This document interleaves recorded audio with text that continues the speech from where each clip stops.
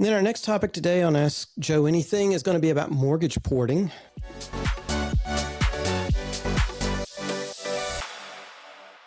And I've seen several articles about this. We covered it in the newsletter as, again, just a catch-up little article for real estate investors and others to review about mortgage porting, because it's evidently the new terms out there, the new buzzwords that we're seeing floating around the blogosphere on mortgage, quote, porting. And you got to think of it as sort of like teleporting, where you move one thing from one place to another and make it work. And in this case, you'd be moving a mortgage from one property to another property with the same borrower. In Florida, we call this mortgage spreading. We call it spreading mortgages, and we have spreader agreements. We've used these. Gosh, I've been doing mortgage spreaders the entire time I've been practicing in Florida since 2001. We've done mortgage spreaders, which I guess now the new buzzword is mortgage porting. But it's not a new concept. I think where it sounds novel is when you're talking about using it on somebody's house. So let's say you own a house and you don't want to sell it because you have this great mortgage rate. You have a 2.75 or 2.5% mortgage on it for 30 years, a $250,000 mortgage. So you don't want to sell the property because that means you're going to have to pay this mortgage off, and then you're going to go buy a new property, and you're going to have today's interest rates, which may be 7%, 6.5%, maybe as high as 8% on a 30-year mortgage. So why would you want to give up a 2-point-something% interest rate to go to an 8 or 7 or 8% interest rate? So understandable. I wouldn't want to do that either. So it becomes this, your home becomes these what we call golden handcuffs. You can never leave it. So now everyone's come up with this idea, which is not a new idea, of mortgage porting. And it's where you sell the property, and instead of just paying the mortgage off, that mortgage teleports over to the new property you're buying. And the lender may receive the money at closing, or they may not even receive the money at closing. When you sell one property, it just goes, that money that would go to pay off your current balance at the mortgage, instead of paying it off, goes straight over to the closing company that's closing your purchase of your new house. And then you use that money again, and you keep the same mortgage. And then you don't sign a new promissory note, or you may sign an amended promissory note that references your new property and your new address, but otherwise the terms stay the same. The lender stays the same, the borrower name stays the same, and you sign a mortgage spreader or mortgage porting agreement. I've never seen a mortgage porting agreement. I've seen a mortgage spreader agreement, where they then spread the mortgage from the old property to the new property, and they release the old mortgage from the old property, just saying, okay, it's no longer a lien on this property, but now it's a lien on your new property. So you're substituting collateral. You release one property and you substitute collateral for the security of your mortgage for your lender over here.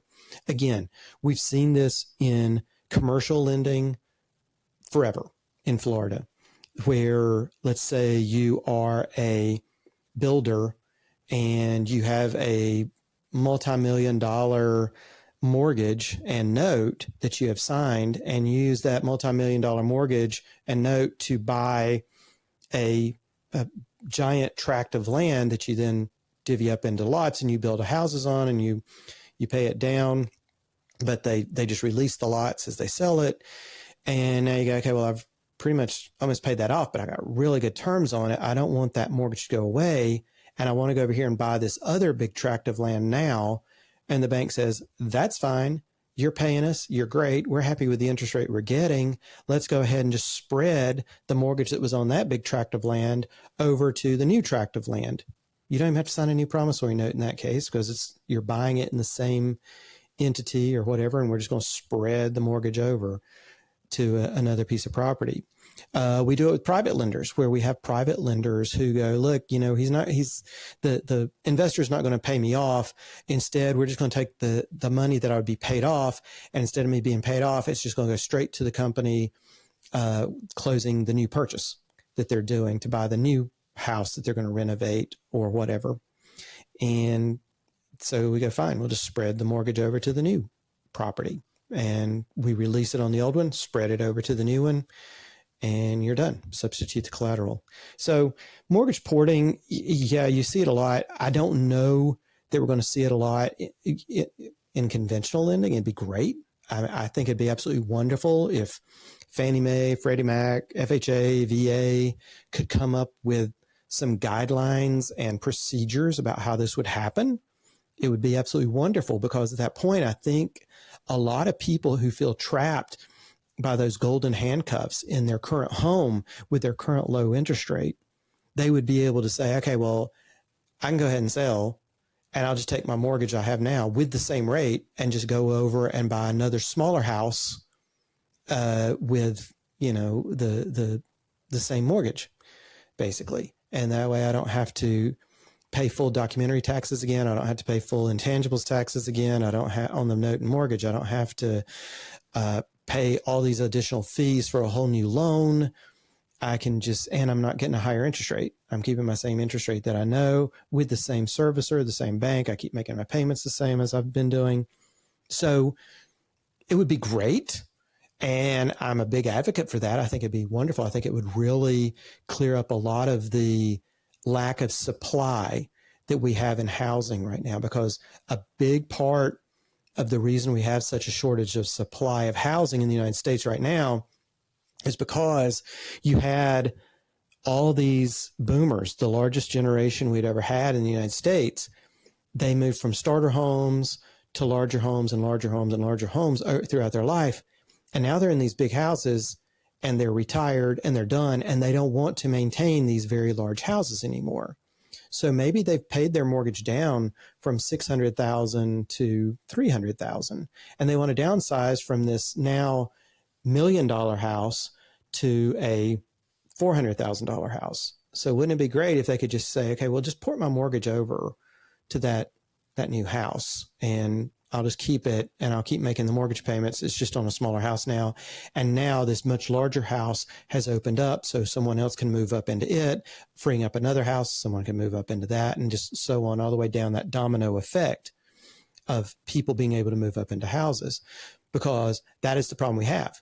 We had back after the war, we had the baby boomers. As the baby boomers came of age, they needed lots and lots of starter homes. A starter home is 1,400 square feet. So they built just tons and tons of 1,400 square foot homes all over America for these baby boomers. Well, as the baby boomers aged, eventually the millennial generation came along, which again was the next largest generation right behind the boomers. So the millennials come along, and they're going, well, we need starter homes. Well, unfortunately, they did not continue to build starter homes.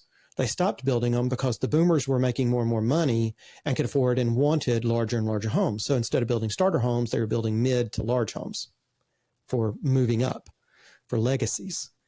And now there was this huge shortage of starter homes. Well, now millennials have aged in to where they're at a point now, they've saved their money because they couldn't buy a starter home. They rented longer. They lived with mom and dad. They lived with relatives. They had roommates, whatever. And they saved up more money. So now they can go, well, I don't really need a starter home. I can go straight into a mid-size to a larger home. But those aren't freed up either, because grandma and grandpa and mom and dad cannot afford to sell those properties and then take out a new mortgage at the new higher rate. They just don't want to give up their mortgage. So it's cheaper to stay in this larger home and maintain it than it would be to go to a smaller home with less maintenance, because the interest rate would be so much higher than what they're paying now. So that's mortgage porting. Also throw in a little bit there about the entire supply demand dynamic that's going on. And let me just talk about that supply demand dynamic just a little bit more. We talk about boomers and millennials because those two generations were about the same size. I believe millennial generation may have been a little bit bigger than the boomer generation, just in demographic size. But in between there, you had the X generation, which was my generation. And the X generation, we were one of the smallest generations ever. So there was plenty of housing for us, fortunately. So we were very fortunate, and we had housing available. I mean, my first home was I believe it was about a 1,600 square foot house, a split level in Asheville, North Carolina. And I remember we got it. We did not want to spend over $200,000. I believe we got it for like $198,000 back in 98, 99. And now that home, I have no idea what it would be worth, but I know it's definitely worth a whole lot more than $198,000. And then we sold it a few years later for around $250, and then moved to Florida. And then in Florida, we were like, we're not going to pay more than $250,000, and we ended up spending $257, and we got a 3,500 square foot home. So we moved up because all these houses were available, and the prices were staying low because our generation was so small coming in that there wasn't a supply problem. There's plenty of supply, so prices could stay pretty low and stable. And the Z generation that's now coming up, the Z generation is doing better than any other generation in recent history since these statistics have been kept as far as owning their own homes. They, as a percentage, own their own home at this stage in their life, at a certain age. I think it's like 22 to 25. They have a higher percentage of home ownership than the boomers, the Xers, or the millennials ever had. And that's because, again, the Z generation is a very small generation. And again, there's plenty of homes out there that they can buy. And they come out with great interest rates, especially if they were able to buy before COVID hit. Some Zs I know bought during COVID while the rates were really low, and they're just doing great as a generation. The Z generation financially compared to millennials, they're doing really well. They're sort of 4 steps ahead in that race than where the millennials were at the same time in their life.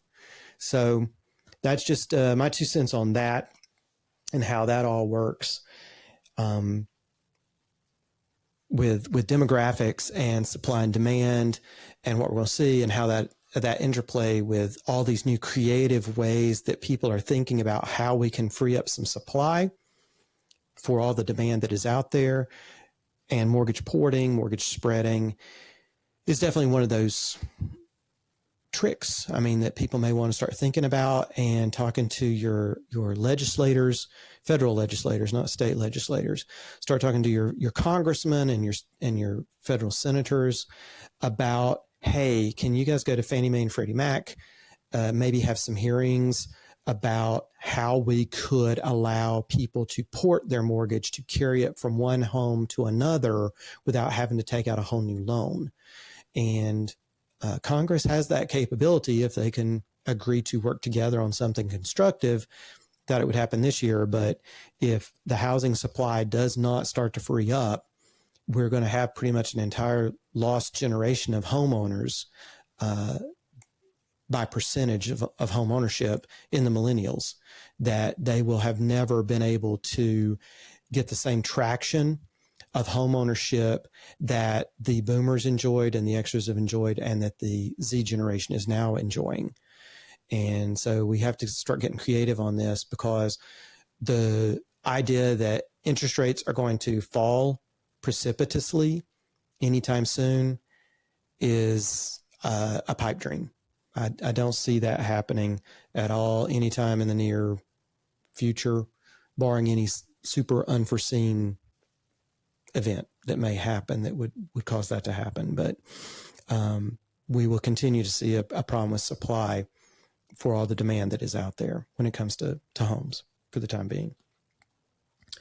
And the last Ask Joe Anything comes out on these new HOA rules that take effect on July 1st. And you've probably seen this. I know we discussed it. I was at the Fund Assembly, which is over 1,000 or 700 something lawyers. We all met in May, real estate title lawyers from all over the state of Florida. We come together once a year. And part of that 3-day continuing legal education is we study legislative events, legislative changes that are coming down the pike. And one of them was definitely all these new HOA statutes for homeowners associations and condominium associations. And there's no way I can cover them all. I would urge you, if you live in a homeowners association or a condominium association, I would urge you to read as many news stories as you can about this, because there were over 50 pages of changes. Now, Florida, probably not as many as California, but Florida has just an insane amount of statutes and regulations around homeowners associations and condominium associations. And over the past few years, it sounds like maybe some of these board members on homeowners associations, I mean, condo associations, it's always been an issue. So with condo associations years ago, they built mechanisms at the state level to hear disputes between owners and their associations. And they had training already built in that if you sit on a board of an association, of a condominium, you had to have certain education certificates behind you before you could take your seat on the board. Disclosures, just all kinds of regulations around simply serving on a board, notices and how that's all handled and what they can do and what they can't do as a board, to try to level out that playing field. But homeowners associations have been a little more freewheeling over the years in Florida. It's been a little more, do whatever you want. And because you're homeowners, you've got space between you. You're not sharing walls and ceilings and floors where you can hear each other and smell each other's cigarette smoke and dogs and animals. Cooking, you're not so worried about a pipe bursting in the unit above you when you live in a single family residence, because it's your house. If a pipe bursts on the second floor, that's your problem anyway. But in condo, it's always been more regulated because of that. But the legislatures evidently felt a need to pass an entire just overhaul when it came to homeowners associations, and tweaking the condo associations too. And they included education requirements before you can sit on a board of an HOA. But what I see here, and I've seen this in multiple states where I practiced over the years, and there's always a pendulum swing. What goes up always comes down. What goes left always goes right, and vice versa. And in this case, it sounds like the legislators had heard from a lot of their constituents that their homeowners association board had gone insane. They called them crazy Karens. The crazy Karens on the homeowners association board, they were reporting every weed. They were fining them for everything, every weed in their yard, every piece of mold on their roof, every clogged gutter, every oil stain in the driveway, every flag that was flown, every plant that was planted, every color of house that was ever painted was being reported by the HOA and then fined. And the legislators apparently had enough. And this is sort of goes back to the first thing I was talking about, that when legislators hear enough complaints and enough constituents calling them saying, you got to pass a law, you got to do something to get this reined in, eventually it will happen. Eventually legislators will act. They will hear enough of it. And where it usually happens, it starts at the layman, the homeowners, the citizens that are affected. They're calling, they're complaining. Then they start complaining to realtors. Realtors start hearing about it. Lawyers start hearing about it. CPAs, property management companies, community association management companies. All these people start hearing these same complaints, and they all start calling their legislators. They grab their legislators at town halls. They grab them when they see them in the local cafe, and they go, I want to tell you what's going on out here. And after a while, the legislators, they start talking amongst themselves, and they're like, hey, maybe we do need to pass a law. So at this point, they swung from having pretty strong freewheeling HOAs to now they've put the elastic bands on the HOA to say, you guys are going a little crazy, and we're going to pass some laws that rein you in because you've gotten a little power hungry. and you've gone a little nuts. So it does happen. And I'm sure that before I retire from practicing law, a lot of these things or some of these things will swing back the other way to release the regulations that are fettering association board members from doing what needs to be done to maintain their associations to the standard of appearance and quality and value that they bought in that association in the first place. One of the things I will point out is work trucks. A lot of associations in Florida have restrictions, just boilerplate restrictions in their declaration of covenants that says no work truck that has any kind of writing on it is allowed to be parked overnight in view of anyone. So if you work for a company that has a work truck with logos on it, you either had to have a way of peeling those logos off, magnetic signs, or you had to pull it in the garage and put the door down. And that has changed significantly. I would urge you to read the statute. If you sit on a board, talk to your community association managers. They are professionals who are studying this. This all goes into effect July 1st. So you've got about 2 weeks to learn this stuff.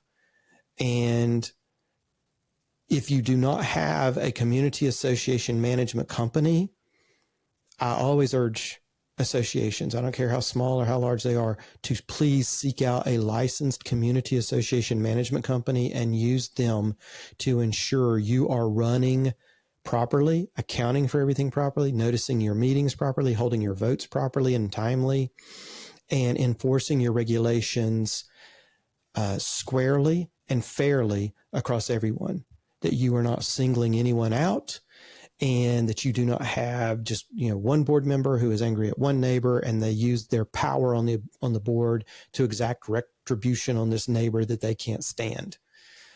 So that would be my caveat, 2 of them.